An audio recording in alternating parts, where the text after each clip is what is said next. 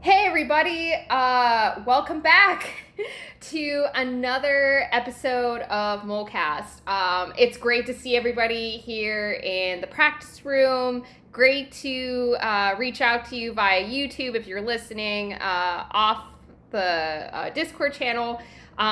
It's great to see everybody again. I'm so sorry that we haven't been able to have more frequent Molecasts. Quick update on my end. I've been super busy getting my PhD finished up.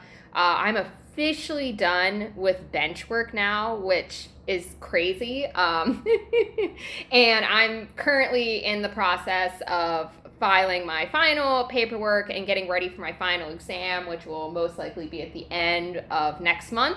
So I'm trying to look into ways as to how I can include the Discord community in my final public defense. So stay tuned for that. Not sure how I'm going to do it without doxing myself majorly, but stay tuned. And in other news, on the server, to everyone who's been performing in the recitals, congratulations to all of you. I'm so sorry that I haven't been able to catch a lot of those recently just with my busy schedule. As always, the server might seem a little more quiet than usual, but, please check out the recitals that are going on. I'm hoping to have an event in the near future. So if you did or did not know, Ray performed at the Kennedy Center. Maybe it was like last week or a couple weeks ago, don't remember. But in the US, the Public Broadcasting Service, PBS, is going to be televising that performance on October 1st at 8 p.m. Eastern Standard Time. So I'm trying to look into maybe doing a streaming event on the Discord server so we can all, just like old times, hang out, watch Ray do crazy things, and just enjoy each other's company. So also stay tuned for that. So hopefully we can get a couple, events going on here on the server. But getting into the theme of today's Molecast episode. So if you guys may or may not be aware, I have been suffering from a huge lack of motivation recently. And I don't know if everyone else is feeling the same way about their motivational levels, but it's like I haven't been able to practice violin in over, gosh, I feel like it's been like at least like 2 months. I haven't been able to touch my violin in like almost 2 months. I'm having a horrible lack of motivation writing my thesis document. Like my boss keeps saying like, that's going to be due in like 3 weeks. And I'm sure others feel the same way now that we're getting back to school, back to work, back to in-person things. Like motivation for practicing or performing, sometimes it comes and goes. Right now mine is clearly gone. So what I wanted to do today was really examine the science behind motivation, answer the questions, what is motivation, what are the different types of motivation, is there such a thing as good motivation versus bad motivation? I mean, like, yeah, we always hear like you should be motivated for like noble purposes, but is there good motivation versus bad motivation? And using science, how can I get motivated again to pick up my instrument and start practicing? So the first thing that I really want to get into is that we've all heard the quote, "It's all in your head." And it's actually true. Motivation is really driven by a chemical in the brain known as dopamine. And dopamine, you may or may not be aware, is associated with a lot of things in the brain, flight and flight systems. But in our talk today, we're really going to be focused on dopamine being associated with pleasure and reward-seeking behavior. I'm sorry, I just looked at the chat and I saw Zeld was like not server muted, and I was like, okay, hey Zeld. All right, so we're gonna go into a study that was conducted by Vanderbilt University, and what they did was they took individuals that were 18 to 29 years of age, so maybe a little bit older, same age as us, 25 volunteers. Hi. And those volunteers, 52% of those volunteers were female. And what they did was they had these individuals do a button pushing task. And then they tried to categorize these individuals as either go-getters or slackers. And the way that they measured whether an individual was a go-getter or a slacker was by examining their dopamine levels in the brain. So, according to Vanderbilt University, this is a great talk for you then. If you're going to do maths, then you, Justin, might be a go-getter. And a go-getter was someone who was willing to work hard for their rewards. And they correlated this with a higher level of dopamine in certain areas in the brain, such as the striatum and the ventromedial prefrontal cortex. And all you guys need to know is that these areas are important for reward and motivation. Okay, and I'm watching the chat right now freak out like, oh no, I'm a slacker. What does this mean? Don't worry, I am here with you. I too am a slacker. And what a slacker was categorized by Vanderbilt University was that they had high dopamine levels in a different part of the brain. So this study was actually really interesting because before this, it was just assumed that high levels of dopamine in general just meant that you would have higher reward-seeking behavior. But what they found was that it was important in what parts of the brain had high dopamine levels. It didn't just matter that you had a lot, it mattered that you had a lot in a specific place in the brain. So if you have high dopamine levels in different parts of the brain than the go-getters, you actually had a higher level of emotion and risk perception. So if I had a high level of dopamine in the anterior insula, then I would be classified as a slacker, and I would categorize that activity that I was doing as being high risk. So I didn't feel motivated to do it because I was like, hey, this seems really risky. Maybe I should go take a nap instead. I know, New. I read this too, and I was like, I feel attacked. And after reading this study, I looked at my violin playing, and I was like, maybe this is why I feel like so unmotivated to play, because practicing and playing, I'm having a sense of higher risk. Like my perception of this activity is a higher risk than what it normally should be. So, bouncing off of that study, there have been a lot of new groundbreaking research studies examining why it's important to examine different parts of the brain when it comes to reward motivation. And there's actually a whole entire subfield in neuroscience and neurobiology examining reward-based motivation.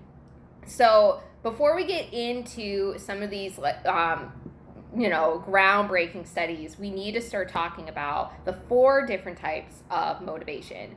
And you guys might be familiar with extrinsic motivation and intrinsic motivation. But there are 2 other types of motivation: interjected motivation and identified motivation. So to me, I was like, okay. Let's see what these other 2 types of motivation are about. So intrinsic motivation, we're all pretty familiar with that. It's an external influence that causes people to act a certain way. And the problem and some of the cons of this type of motivation is that you're prone to expectations. And if you constantly apply extrinsic motivation, it then becomes associated in the brain as part of the effort, not the reward. So let's take, again, music. We'll go back to music again as an example. So, as we were practicing, if, let's say, after practicing, you receive some sort of, food reward. I am a food-based motivator. Food helps me get through so many tasks. So if I would practice and be like, all right, afterwards, I'm going to have like a whole box of cookies. Initially, this would be a really great motivator to get me to practice. But over time, if I keep consistently giving myself a box of cookies after I practice, not only would I become fat, but I would also, be prone to the expectation that I will always have a box of cookies after I practice. And then my motivator is no longer good. No. You don't understand how bad my food motivators are. I have canned pumpkin sitting on my kitchen counter, and I'm like, you know what? I'm gonna bake a pumpkin pie if I can submit this paper this week, and then I can enjoy pumpkin pie.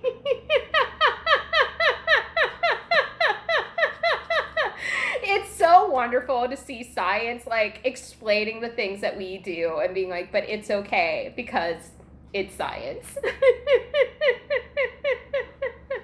Oh gosh. And I'm really glad that Molecast was a great motivator to help you with 2 chapters of physio readings. It's great. Extrinsic motivators are really, really helpful in getting us to do certain tasks, but it's a motivator that won't work long term. And it definitely happens. And then intrinsic motivation, however, unlike it being a box of cookies that I put, near my stand as I'm practicing, intrinsic motivation is more internal.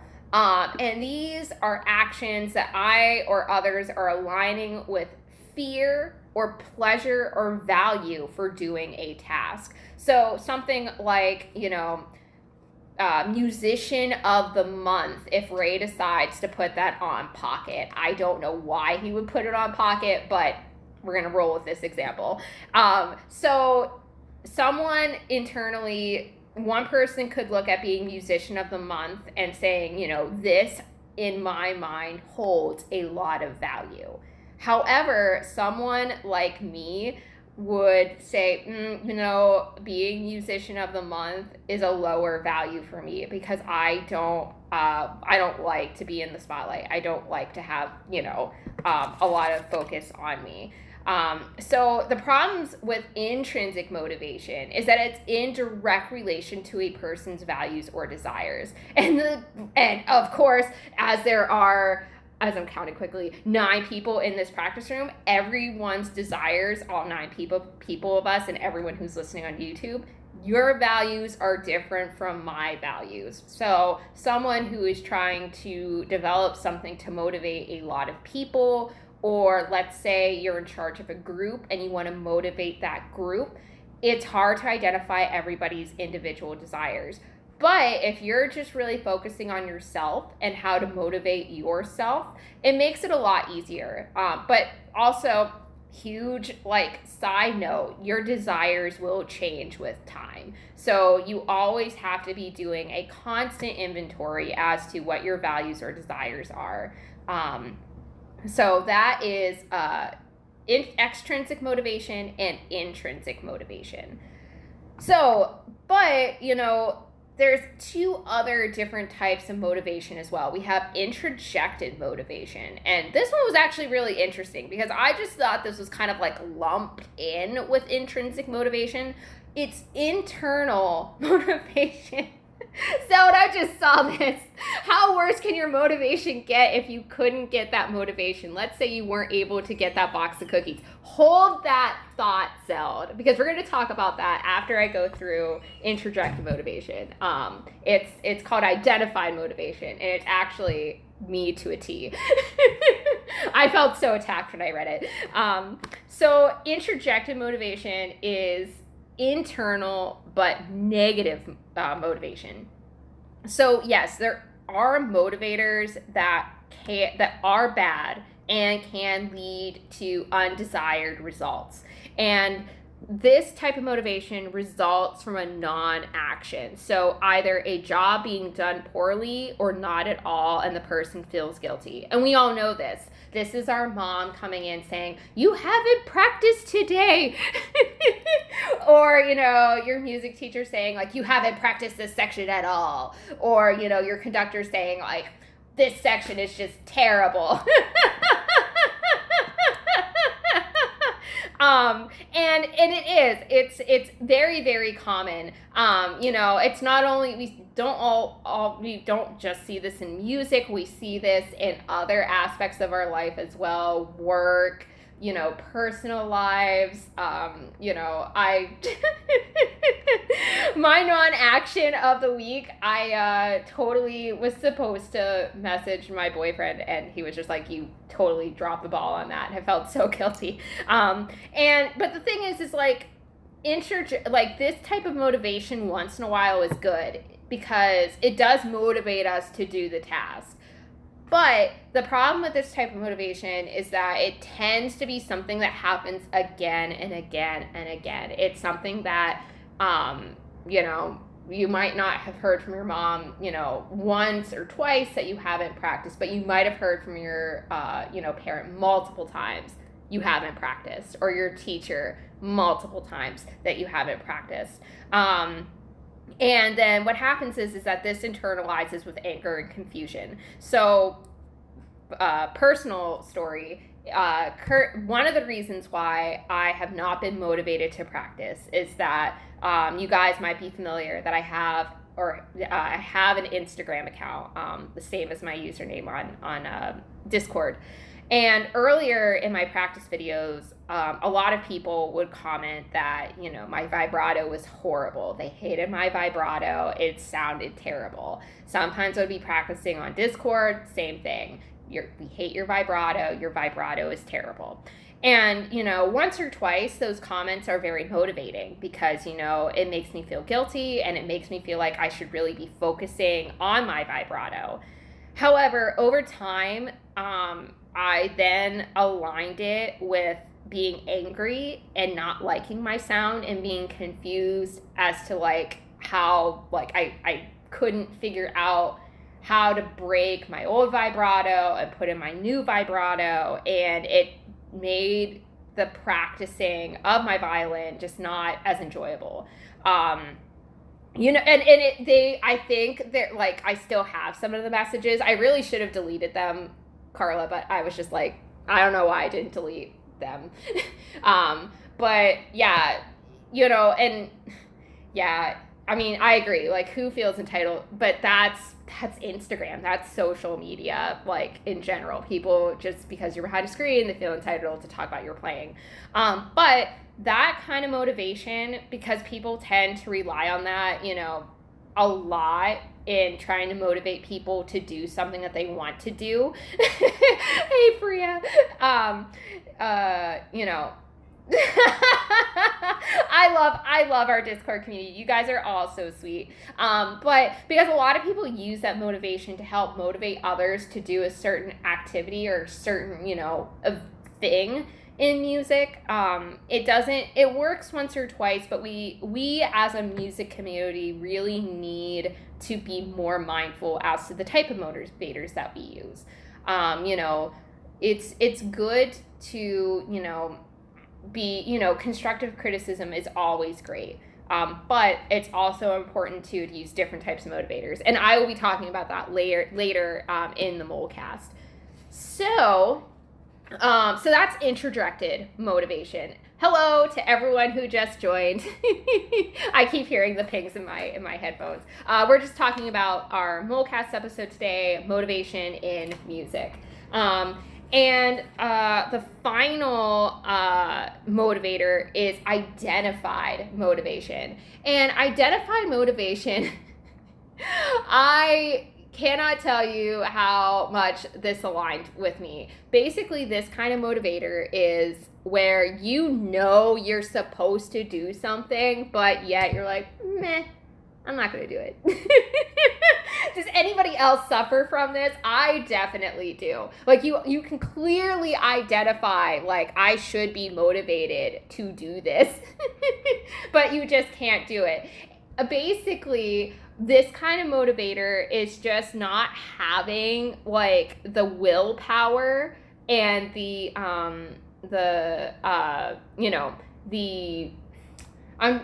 In the paper, what they said was that this really resulted as a offshoot of external motivator, but you just didn't have enough of the external influence to drive you to do that activity. And, I read this and I was like, yeah, I can definitely, read it, but I really didn't understand it until I read some more studies on willpower and how willpower is also important for, overcoming identified motivation. I feel like we just have a lot of people who have identified motivation who are currently sitting in on Molecast right now. If that is you, it's okay. I too am, suffering from identified motivators. So the important thing to also consider, and the authors do mention this, is that in identified motivation, they realized that a lot of people, when they studied things like willpower, things regarding identified motivation, is that willpower is a finite resource. And there's something in our brains where, we reach a decision fatigue. So we can only make so many decisions in a 24-hour day. And that our best decisions come earlier in the day versus later in the day, because every little decision that we make, what we're going to have for breakfast, what we're going to wear, what we're planning on doing during the day, all those things detract from or add up in our decision fatigue. So what the author suggests is that if you're suffering from, identified motivation, where you should be motivated and completing a task, but you're just not able to complete the task, is that willpower and decision fatigue really result from having solid routines. It's important to have a solid routine so that way you can maximize the decision power making that you have during the day. I'm sure now that most of us are back in person, right? We have rehearsals that occur after the school day. And if you're like me and your rehearsal falls at the end of your work day or school day, sometimes some of your decisions in your rehearsals might not be like the best decision.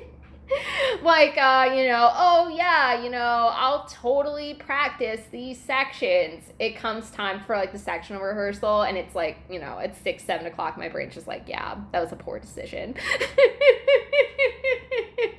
Or like another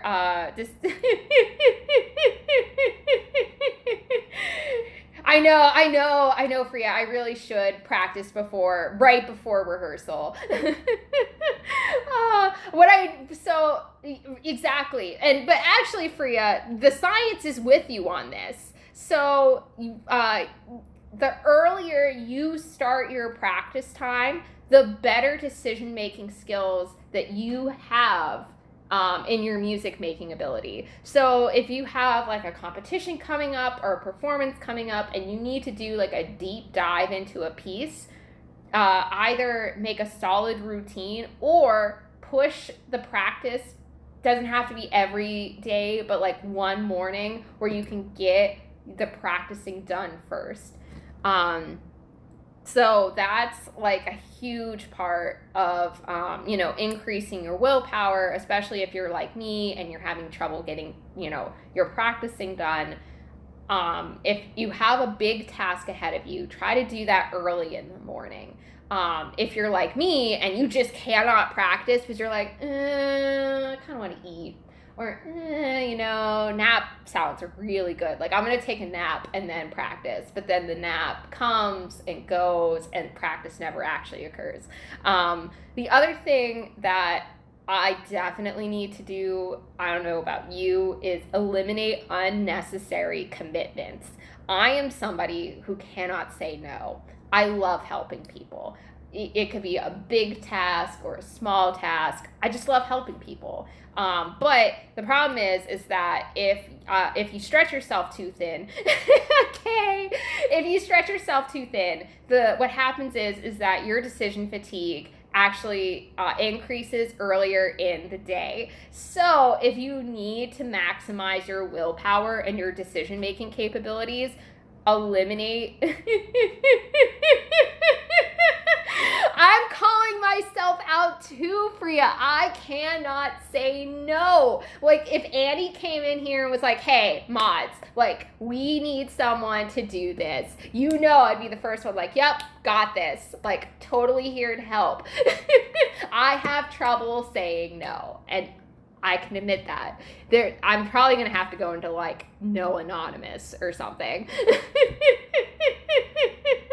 But the important thing is to try and eliminate unnecessary commitments, because some commitments are necessary and we have to, we obviously have to do them.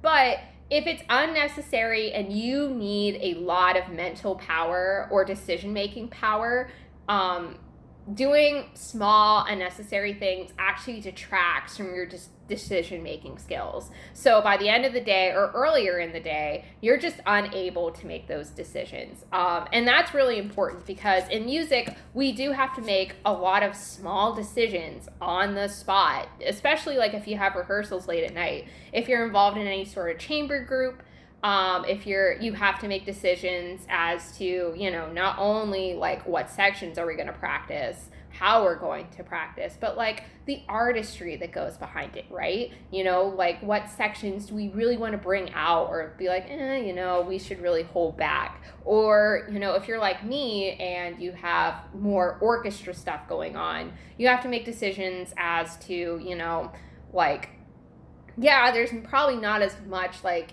big decision making that you're doing, but there's little things, like, how am I going to position my stand here? Like, where do I need to be prepared to make these, god-awful page turns? We had our first rehearsal is coming up, I think, next week. Yep, our first rehearsal is next week. We have a week off, and then the university, like, kind of kicks it into gear in October. And I'm already thinking, like, oh, shoot, I don't remember, like, how to, like, make page turns and, like, the decisions as to where to make page turns. Are you deciding, like, who takes bottom note, who takes top note? Like, are we and I am the unofficial social chair of our orchestra, so like I also make decisions as to like how many activities do we do, like how are we going to bring in the new people, how are we going to bond now that it's like past COVID-19. So there's a lot of different decision making skills that maybe like it's so easy for us to make, but if we sit down and really think about each and every decision that we have to make in the music making process, big thing, like little things, like, care for our instrument, cleaning it, tuning it. Do we want to, like, is my violin in tune? I don't know. Most likely not. Am I going to follow the a big one? Am I going to follow the conductor, or I'm following my concertmaster? Some days they're in sync, and other days you have to make that split second decision. And my answer is I always follow the concertmaster. I know you shouldn't, but I trust my concertmaster, and it's much easier to move as a group. So getting back to really the four big types of motivation, we have extrinsic motivation, those external influences that we have. Intrinsic motivation, which is really internal, and driven by ourselves, aligning with either a fear or pleasure action. Interjected motivation, which is really this, more negative motivation that's, internalized, and the identified motivation, which we can see it externally, but we just might not have the get up and go to get there. So, there's a lot of, and, jumping off of that, research is really starting to try and dissect this more from a biological standpoint as to understanding, how can we uncouple all these different types of motivation. And, excuse me, let me get some water here. So researchers aren't just studying dopamine, which is the big, chemical involved in motivation, but they're also studying chemicals such as the neurotransmitter acetylcholine. This chemical comes from a specific type of neuron, and they're trying to understand how different chemicals allow us to interpret external motivators. Q's just like, I'm here. How these help us, determine external motivators versus internal motivators, and how, how acetylcholine and other non-dopamine neurons are important for facilitating dopamine release. Because remember, it's not just how much dopamine you have, it's where you release it. So a lot of research that's going on today is just really understanding how we can regulate where the dopamine is released and how much is released. So for us in the music world, we're probably asking, okay, Mole, that's really great. I now know what motivation is, the different types of motivation, and yeah, there is such a thing as a bad motivator. So how do I get motivated? Well, again, going into science, it's all about dopamine. Now, I can't tell you how to activate certain parts of your brain, but there are certain activities that we know from prior research that do help to increase dopamine levels overall. So as research comes out, the research will help us to better understand which parts of our brains are activated during these activities. But what I can tell you is what overwhelming research has told us about reward-seeking behavior and motivation is that there is no one motivator that will keep you motivated in any activity. You need to have a variety of tools in your toolbox to keep you motivated. And other big key is to not rely on one thing for a long time. And you guys probably know this, going back to my box of cookies to practice. Over time, that motivator will start to not motivate you as much. So it's important to, switch things up and to try different things in order to keep you motivated. For example, exercise helps to boost motivation. Exercise has been clearly shown by many, many studies to boost overall dopamine levels in the brain.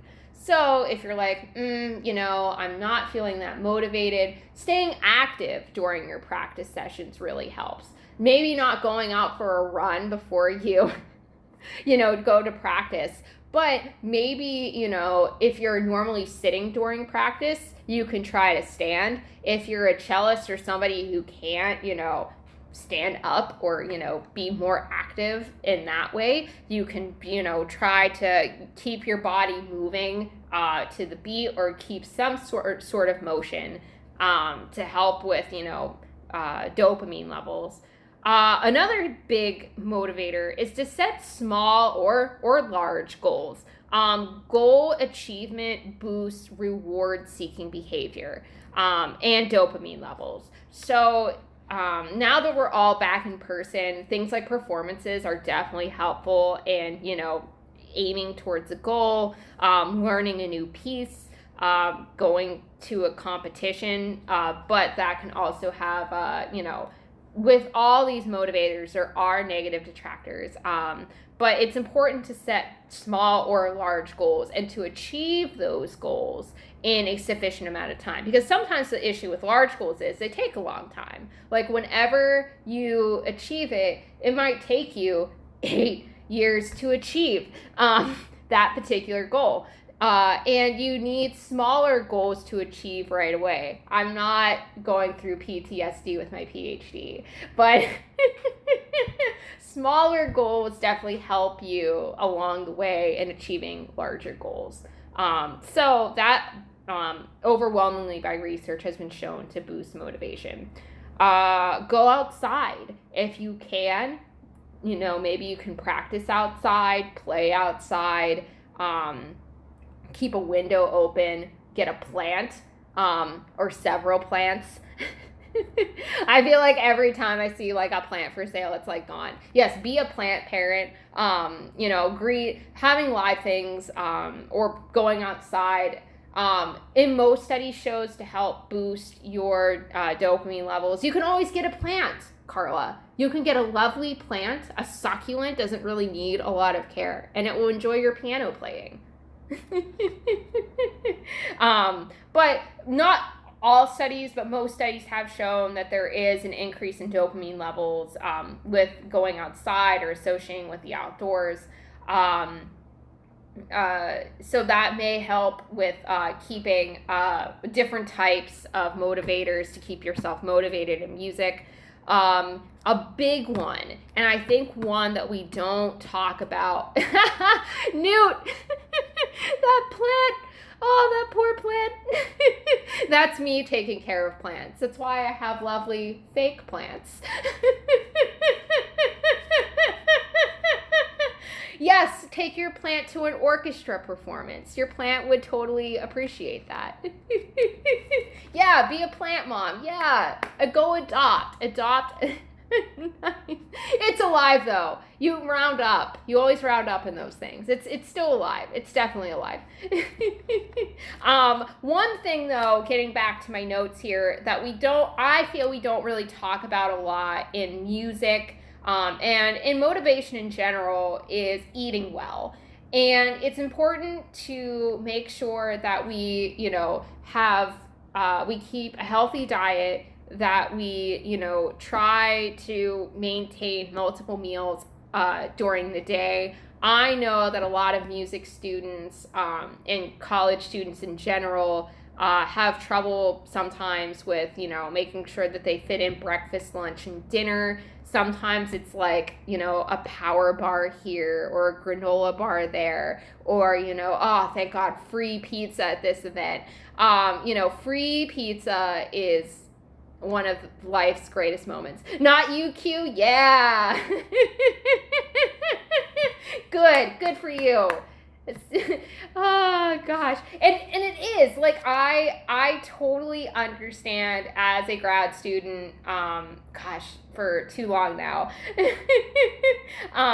Like, it's really hard to make sure that we maintain a proper diet because, between classes, we have to fit in rehearsal, we have to fit in practice, we have to fit in, recording times, and, then we have performances, and, you want to try to get an adequate amount of sleep. And that's another important thing too, is it's not only about eating well, but also getting proper rest. And if you're new to the server, you're new to Molecast, I've done an episode previously on the importance of sleep and the science behind sleep. So you can go check that out on the YouTube channel. But eating well is super important. And looking into some of the research as to foods to help increase dopamine levels. There's some conflicting I just kind of want to put this out there as a scientist, getting my PhD here pretty soon. There's some conflicting information on coffee. And I feel like it just goes with general coffee research in general. My personal bias is that scientists cannot study coffee because we depend on coffee to survive. So there's that obvious bias there. Of like, I do not want to, rain on coffee because coffee does keep me alive. But at the same time, like, is it really good for me? It's like, think about it. Like, we see a coffee study come out like every other month, and it's like, coffee's good for you, coffee's bad for you, coffee's good for you. I don't think anyone can do a study on coffee. No, there are very few people that could do a study on coffee because you either love it or hate it. Hi, Vero. Hi. Right.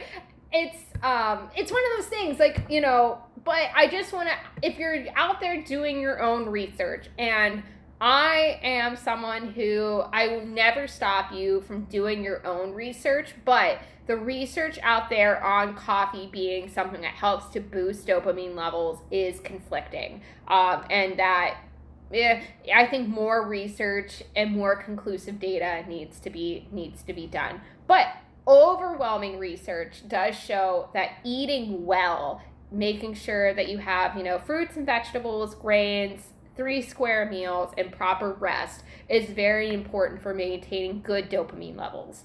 Other things you guys can do is meditation. Meditation helps to boost dopamine levels, and it also helps to lower stress levels. Again, helping to encourage reward-seeking behavior and lower fear, especially if you're suffering from interjected motivation. Meditating and gratitude help to lower your stress levels and lower that fear that you could have, and increase reward-seeking behavior. Hey, Greta. Another thing, and actually this is really cool because I remember this going through high school, and even now in the orchestra that I'm in here in uni, happy memories actually helps to boost motivation. And the reason why is that you associate happy memories. When you recall them, it automatically gives you a boost of dopamine. And I don't know, some people might have this in their cases, some people might not. But I love the cases, like if you ever open up like a violin case or an instrument case and you see like pictures of people like from their past, or like different memories that people have like in their case. It almost looks like a yearbook inside a violin case. I think those are so cool. I always love like when I used to go to competitions, like all regional orchestra, all state orchestra, and people would have their cases open. I'd be like, oh my gosh, like that's so cool. They'd have like group like orchestra photos and stuff like that. And I still have like old photos from my old case. My new case now, it's way too small and way too light to do that. I know. The flutes felt the same way. But hey, a happy memory of you studying. Like, think of all of the friends that you've made in like all of your academic groups, right? Like, I'm sure that you have happy memories there. Maybe not like studying, but take out the flute and put the photos in zone. Yes. Big brain moment. Yes, take out the flute, put the photos in, or just carry a second case. Like totally like throw people off and just get like a cello case and just put all the memories in the cello case. Yes, who needs the instrument when you can just make memories?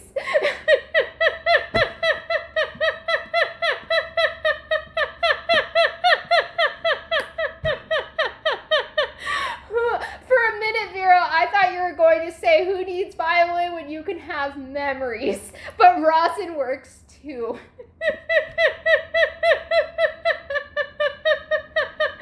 Oh gosh, I don't know how they make the pictures stay up. I think they either like put it in between like the bow holders, because I really just see it with like the violin cases and the cello cases. I mean, I've never seen like a trombone player have like the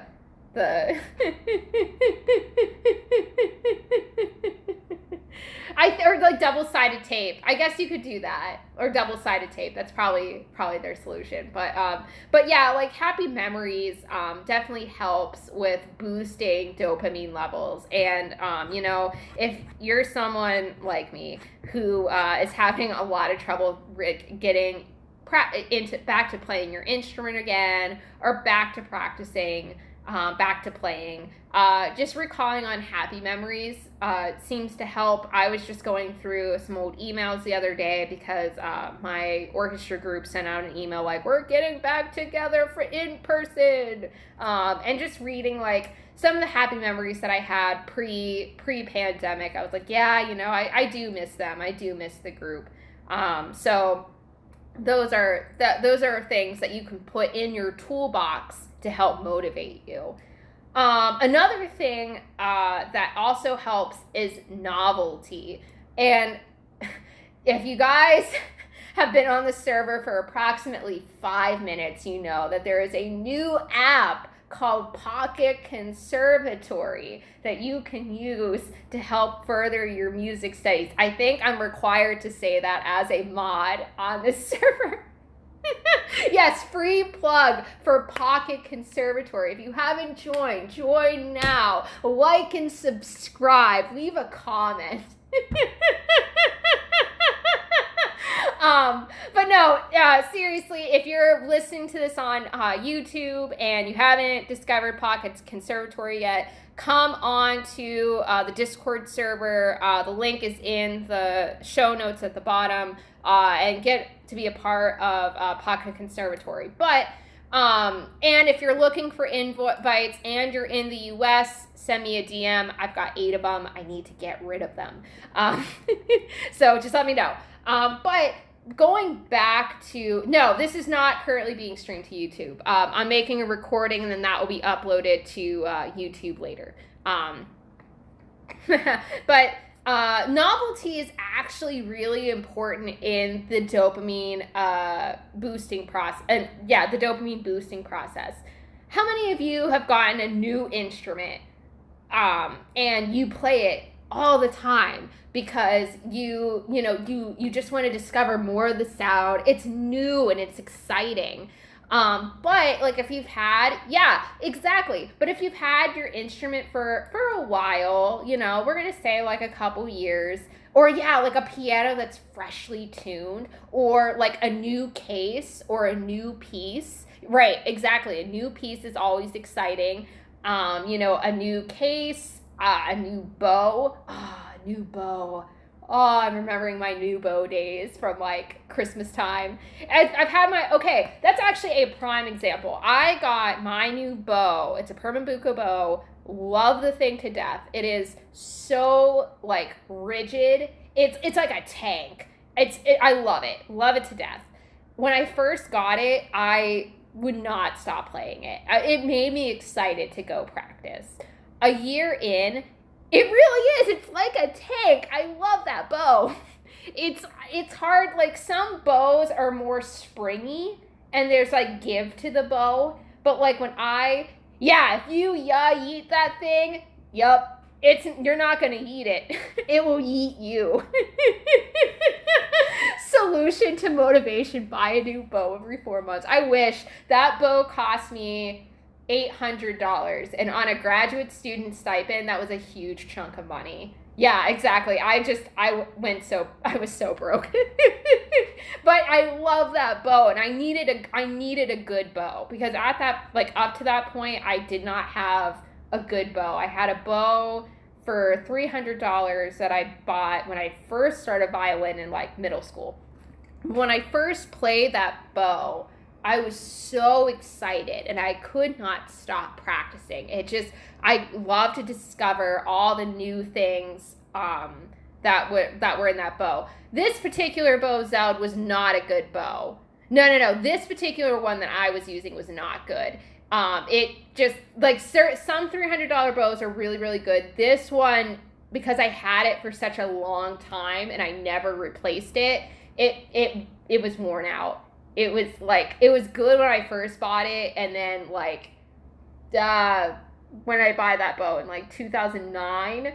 So yeah, like 11 years later, bows are spiritual. Yeah. Like 11 years later, that bow clearly served its purpose.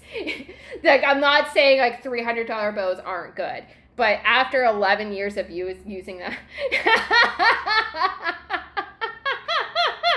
they go to bow heaven. Yeah, you're right. I guess we're stealing Ray Strat now. I don't know where this podcast has gone. I don't know if I'm supposed to mod now and say, oh no. Yeah, Annie still needs her Steinway first. So yeah, Annie still needs the Steinway. Then we'll get the Strat. But those new things are actually really helpful in boosting motivation. And you don't have to spend money to have those new things. Remember, IMSLP always has free sheet music on it, as long as it's within public domain within your country. So that's one place that you can go in order to have something new, in order to help boost your dopamine levels. You can always, borrow things from other friends. No stealing. Oh, this Discord.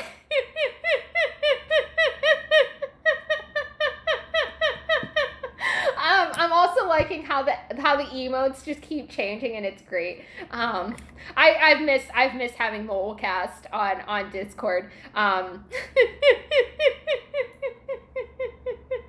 Oh gosh.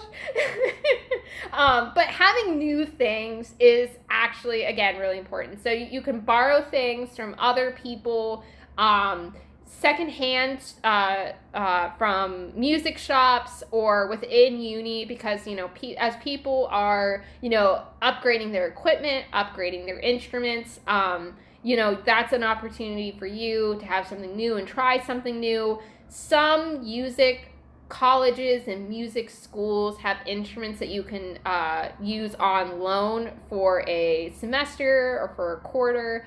I had a friend who had to use one of our school's instruments for a quarter because her neck literally yeeted from the body of the violin. Like, we were getting ready for rehearsal, and the neck was just gone. Like, whoop. We're like, holy crap. No more. Yeah, exactly. We just looked, and she was like, well, she was so heartbroken that day. But like, our conductor, who is a saint, let her borrow one of the university instruments, which was amazing because, like, our orchestra is not major. We don't have music majors in our orchestra. We're all non-majors. So for a non-major to use one of the university instruments, and it was good. It was a really good instrument. I never seen her so motivated to practice. So shout out to my uni, and shout out to our conductor for being amazing. Bye, Kay. So yeah, and we're actually going to be finishing up here pretty soon. If my conductor's listening to this right now, he's going to be like, what is going on? And if all of these different ways of motivating you're just not really feeling the motivation, it's also super important and super helpful to consider therapy. As always, if you feel that if you're unable to tackle, any issues that you're facing in life, remember that you're not alone. There are national hotlines and numbers that can help you in tackling your issues. And you should definitely look up, according to your country, what those numbers are. Therapy is incredibly helpful, and it can help you work through your issues. And you might find that you may also have diseases that you couldn't have tackled on your own. And getting that therapy and getting that help allows you to take steps in order to help, improve your mental health and boost your motivation. Bye, Vero. So definitely also consider that as well, that maybe it's not you, it's a problem that's bigger than you. Aw, thanks, Carla. So these are all things that you can put in your toolbox to help boost motivation. But bye, Greta. So again, but the big things to consider are that you need to have a variety of motivational tools in your toolbox, and to use these different kinds of motivators in order to persist in your activities. Don't rely on one thing for a long time. So just a recap of what we talked about today. We talked about, what is motivation, and it really has a lot to do with the main chemical dopamine, which is associated with pleasure, and that there are 4 main types of motivations. And yes, there is such a thing as a bad motivator, and that we as music makers need to be better about not, not using interjected motivation or, calling people out for doing something poorly or not at all the time. And, trying to use different other types of motivators instead in order to help boost each other up. And how do I get motivated? The big thing is have a variety of tools in your toolbox. Don't rely on one thing for one time. Exercising, setting goals, eating well, meditation, gratitude, happy memories, novelty, and therapy are all great ways in helping to boost not only your motivation, but also your mental health. Yes, encouragement is a great motivator. Go encourage somebody today. As always, thank you guys so much for tuning in to this month's episode of Molecast. Future episodes of Molecast will be announced here on the server as well as on my YouTube channel. As I try to find the link, apparently if as well as my YouTube channel, this episode of Molecast, they're usually uploaded same day. I do have to make a quick note. I did not make the cover art for this episode yet, so this episode will be a little later in debuting. I'm so sorry. It will probably be I'll probably release it sometime on Wednesday. Oh, Newt! If you're not busy and you want to make the cover art for motivation music, please do. Thank you so much. I love the server so much. Thank you, Newt. I will totally take you up on that offer and give you all the credits. So yeah, we'll do. I will DM you in a bit for those ideas. So take a look for the next episodes coming up in Molecast. They'll roughly be every month, maybe every 3 weeks, just so, with the research it goes into it, and the pre-planning. The next episode of Molecast, we're really going to start looking into, we might do a combo again of COVID-19, going back to school, going back to rehearsal, and going back to concert halls. As now all of us are pretty much, we're back in session now. And there's been a lot of questions in the community surrounding, how do I, stay safe if I'm not vaccinated? How do I stay safe if I want to be on stage? And how do I stay safe, if I want to go to a concert again? So that topic's going to come up. I'm also looking forward to doing some more conversations on, planning, goal making, and stuff like that. Also, if you guys have any suggestions as to future Molecast episodes, send me a DM, catch me on the server, and pitch your idea. I'd love to do some more research and have Molecast episodes on it. So thank you guys so much for attending. It was so good to see you again. Newt, I will DM you soon on ideas for the cover art, and I will see you all soon. Bye, everybody.